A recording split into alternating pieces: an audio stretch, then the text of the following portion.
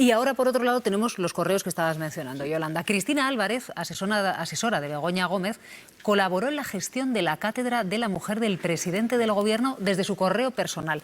Esta que les decimos es la conclusión a la que ha llegado la UCO, la Unidad Central Operativa de la Guardia Civil, una conclusión que ha remitido al juez Peinado después de analizar los correos electrónicos de la asesora de Begoña Gómez con el exvicerrector de la Universidad Complutense de Madrid.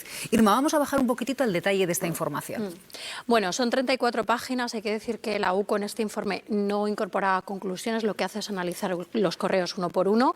De los 235 que entregó Doadrio, se quedan en 121 porque había muchos repetidos y son correos que se enviaron entre 2021 y 2024. Si haces más o menos un cálculo, salen como unos 3 correos al mes aproximadamente. Doadrio en su declaración dijo que había tenido relación con Cristina Álvarez, que Begoña Gómez se la había presentado, que era una persona de su total confianza y que intercambiaba muchos correos con ella. En este caso, Doadrio usaba su correo personal de la Complutense, Cristina Álvarez usaba un correo personal de Gmail y Begoña Gómez usaba su correo de la Complutense. Por lo tanto, ahí no hay medios de presidencia del Gobierno. El asunto principal del que trataban era de la cátedra. Una cátedra que, por cierto, Begoña Gómez no cobró absolutamente nada por esa cátedra de la Complutense, simplemente por mencionarlo. Lo que hizo Cristina Álvarez fue contactar con colaboradores, seguimiento de la cátedra y otras cuestiones relacionadas con la Complutense y bueno, como te digo, están en ese periodo temporal. Sí que es cierto que, evidentemente, estos correos desvirtúan esa versión, o desvirtuarían, eso lo tendrá que decir el juez Peinado, que dieron tanto Cristina Álvarez como Begoña Gómez, de que, bueno, que eran colaboraciones puntuales, en asuntos muy puntuales, simplemente por la relación de amistad que había entre ellas. Bueno, vemos que en los 3 años de correos que recoge la UCO, pues hay una participación de Cristina Álvarez en esa cátedra y es la que lo gestiona. La Fiscalía ya dijo, por cierto, que esto no encajaba en el tipo de malversación, ya lo estuvo mirando el sábado, estuvo leyendo esos 121 correos y dijo que no había malversación aquí, pero el juez Peinado, en ese auto de transformación del procedimiento al Tribunal del Jurado, dijo que esos correos eran una prueba clave para apuntalar, digamos, esa acusación de malversación. Claro, Joaquín, porque aquí lo que no tenemos que olvidar es el delito que está juzgando el juez Peinado, y es un delito de malversación. ¿Estos correos reflejarían o no reflejarían que hay una supuesta malversación? ¿Cuál es tu opinión? Por ahí van las valoraciones de la Fiscalía precisamente.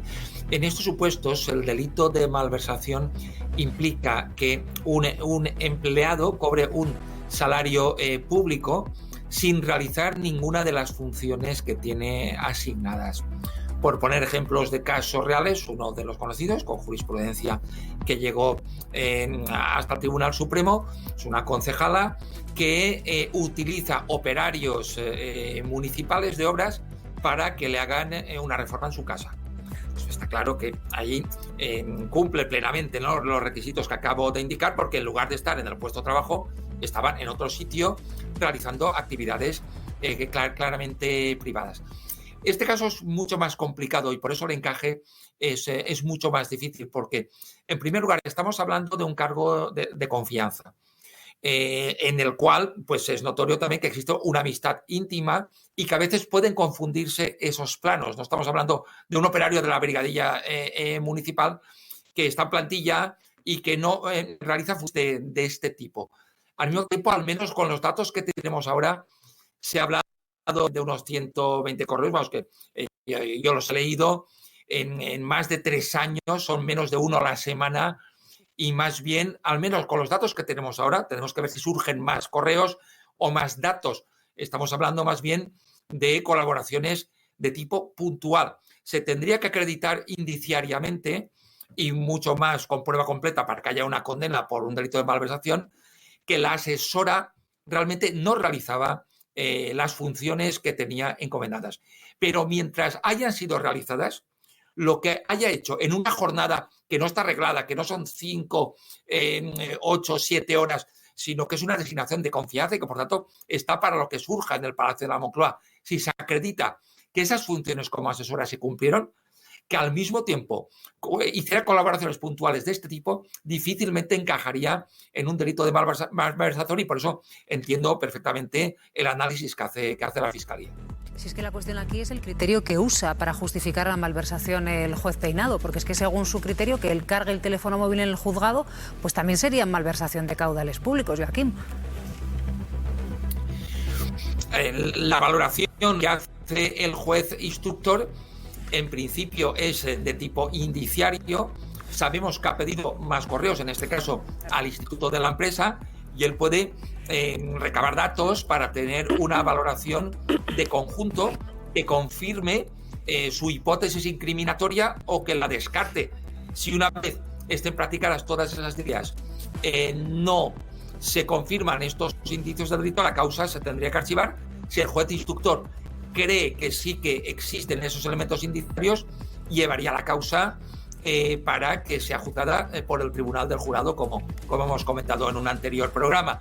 En todo caso, ya digo, los datos que tenemos ahora no nos dicen, al menos con lo que conocemos, que la asesora se dedicaba de forma única y exclusiva a actividades de tipo privado, y desde luego 3 correos al mes no son datos que nos puedan llevar a la conclusión, ¿no?, desde una perspectiva racional y lógica, de que únicamente se dedicaba. Tendría que haber muchísimo más. Esperen, que todavía vamos a sumar un tema con el juez Peinado, porque exige disculpas a Televisión Española. Sí. El magistrado amenaza con una querella después de que Pablo Iglesias lo llamase literalmente prevaricador en el programa Malas Lenguas.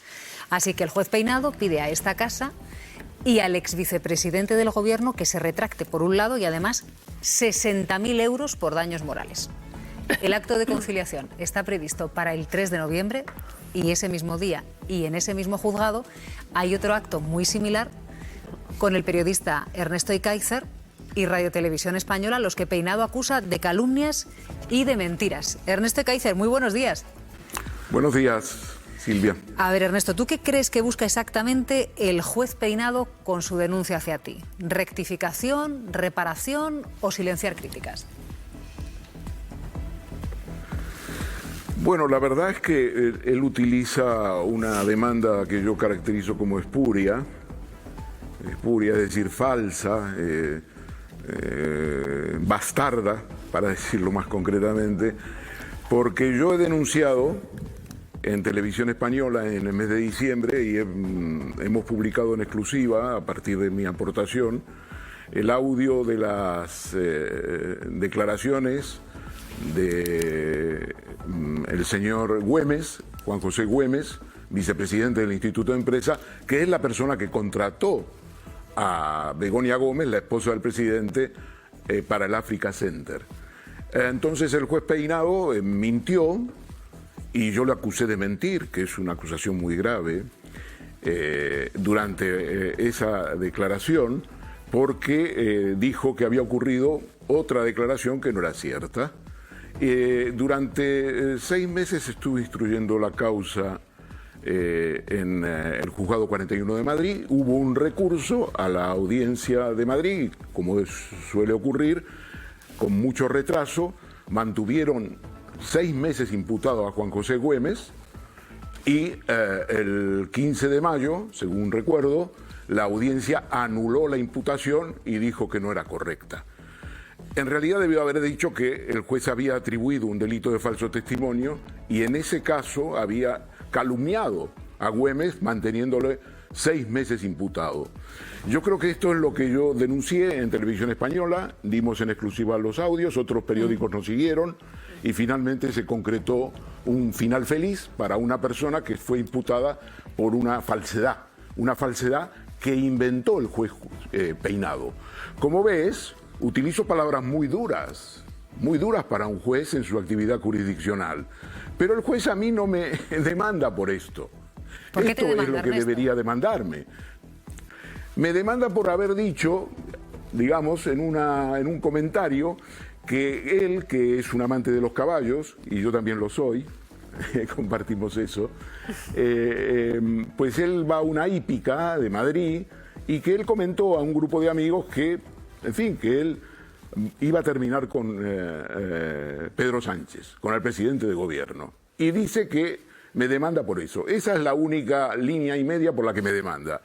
Yo le he llamado mentiroso y lo vuelvo a llamar mentiroso porque imputar en un procedimiento judicial a una persona una realidad que no se ha producido, que en este caso ocurrió lo siguiente, para que la audiencia nos entienda.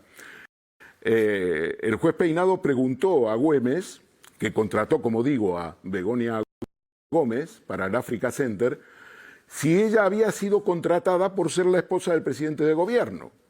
Como Güemes la había contratado, dijo, no, señoría, no se la contrató por ser presidenta del gobierno, la he contratado yo. Se la contrató porque considerábamos que tenía unas condiciones para ejercer el trabajo de directora del Africa Center. Entonces el juez en ese momento le interrumpe y le dice, vamos a tener que parar la declaración porque usted está incurriendo en un delito de falso testimonio. Y le dice, ¿por qué, Güemes?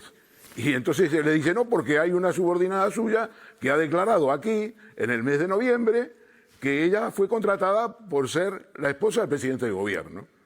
Entonces yo, como periodista, intento buscar las declaraciones. Me costó mucho, al final conseguí el vídeo. Y hablé con Silvia Uncharrondo y le dije, oye, esto es una noticia. Esto es una gran noticia porque la señora Blanca Gil de Antuniano no dice nada de todo esto, pero ¿cómo puede el juez? Aquí no hay ninguna confusión, el juez se ha inventado una declaración. Y entonces Silvia Uncharrondo consulta, ve que es una situación así y decidimos darlo en la hora de la 1. Y con claro, vídeo y todo. fue un impacto, lo dimos en... fue un impacto tremendo.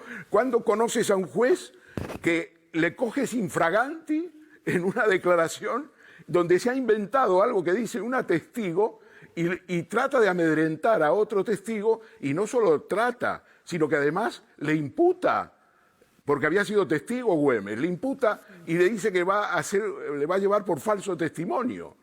Entonces, claro, nos pareció realmente una historia de esas historias que no te puedes perder. Y la dimos en diciembre, volvimos a dar en enero, en febrero, completa las declaraciones de Blanca Gil de Antuniano, demostramos que era una falsedad y alguien dijo, me acuerdo en la tertulia, Silvia, bueno, oye, pues que el señor Güemes recurra. Entonces yo dije, bueno, sí, claro que va a recurrir, ¿cómo no va a recurrir su letrado? Pero el problema es que te tienen 5 o 6 meses imputado. Yo no sabía exactamente, pero sé los plazos en que lo hace la Audiencia Provincial de Madrid. Oye, tal cual, el 15 de mayo anulan la imputación y nos dan la razón. Ya ves. Y emitimos el vídeo y todo, que era súper claro. Mira, por lo menos ha tenido final feliz para Güemes, que acabó desimputado porque fue imputado injustamente. Pero yo te quería preguntar, claro, ya Peinado intentó multar a abogados por hablar con la prensa y recibió un revés, Ernesto. ¿Tú crees que ahora está intentando intimidar directamente a periodistas? Yo creo que lo que yo caracterizo que es espuria, que es una palabra que utilizo a conciencia, es decir, algo falso, algo bastardo, porque él, si querría salvar su honor, debería decir, este señor me ha llamado mentiroso, este señor me ha dicho que yo he calumniado a un testigo, eso es gravísimo, yo le presento una demanda por esto, pero no puede presentar una demanda por eso porque yo he ganado. Hemos ganado, los medios hemos ganado, hemos demostrado que él había calumniado al señor Güemes, que fue el que contrató personalmente a Begoña Gómez. Entonces, por eso no presenta una demanda y me presenta una demanda porque yo digo en un comentario que él en una hípica a la que suele frecuentar en Madrid le dice a su círculo de amigos muy próximo que él va a terminar con el presidente de gobierno. Bueno, en fin, yo, como comprenderás, puedo acreditar perfectamente eso y tal, pero yo creo que él realmente está haciendo una demanda espuria, está desviando la atención a un tema que probablemente le haya afectado mucho y es que hayamos insistido, porque yo además de hacerlo a través de la hora de la 1, Silvia, escribí mis artículos en el periódico donde escribo casi a diario y conté todos los detalles de las declaraciones, publiqué las declaraciones, fue muy impactante, quiero decir, el Tribunal de Madrid pues tuvo que recibirlo porque aparecen en los boletines de prensa del Consejo General del Poder Judicial, en fin. Entonces, desde ese punto de vista, él desvía la atención y dice que yo he dicho esto, que lo he dicho, por supuesto, y que lo mantengo, y tal. Por eso intentaré ir el 3 de noviembre, porque tú sabes que se ha fijado el 3 de noviembre ficha, yo ese día estoy fuera de Madrid y voy a pedir un aplazamiento porque quiero ir a plantear cuál es la situación real. A mí me parece muy interesante debatir con el juez Peinado sobre su manera de instruir. Me parece muy importante que él sostiene Creo que no te llama para debatir, resolver Ernesto. durante la... Creo que te llama para otra cosa, para debatir no va a quedar contigo. No, pero yo voy a debatir porque, hombre, un juez que te dice que los recursos de reforma no hay que resolverlos durante la instrucción, que ni siquiera hay que resolver los recursos de apelación, que acumula 16 recursos de reforma durante casi toda la instrucción y en febrero lo resuelven los 16, bueno, es que este es el modelo de juez que nos venden. Yo lo que quiero decir es lo siguiente, en este país da la impresión de que los jueces pueden hacer lo que quieren, que el Tribunal Supremo puede cargarse una ley de amnistía en el caso concreto de uno de los beneficiarios de esa ley de amnistía. En otros términos, que el imperio de la ley a veces no rige, porque el imperio de la ley es que el Congreso de los Diputados y el Senado aprueban una ley. Y esa ley tiene que aplicarse, te guste o no te guste. Bueno, el Tribunal Supremo no la ha aplicado en el caso de la amnistía porque no le gustaba. Entonces, no se puede criticar al Poder Judicial, pero el Poder Judicial puede hacer lo que desee, y eso no puede ser. Puede ingerir el Poder Judicial en el Legislativo, puede frenarlo, pero resulta que los periodistas tenemos que andar con cuidado cuando nos referimos a los jueces. Este es un Estado judicial, yo lo he definido. El eje Estado judicial español se eleva por encima de la situación política y trata de arbitrar. Y en este caso lo que trata es de voltear al gobierno de Pedro Sánchez, por una vía o por la otra, sea la UCO el 5 de junio o sea lo que está haciendo ahora algunos jueces con el caso que hablamos. Bueno, muchísimas gracias por habernos acompañado. Te mando un abrazo, estaremos pendientes de ese 3 de noviembre. Hasta luego, Ernesto. Espero que se haya entretenido. Claro, porque si en medio de esto no es entretenido, no solo le quiero plantear a Joaquín Bosch una cosa rapidísima. Claro, Joaquín, que me ha dicho que se ha ido. Claro, la cosa queda así. El 3 de noviembre, o Televisión Española se disculpa y Pablo Iglesias retira eso de prevaricador y se le paga 60.000 euros al juez Peinado, o pues ya se abriría otro escenario. Otro escenario que les contaríamos aquí encantados en la hora de la 1.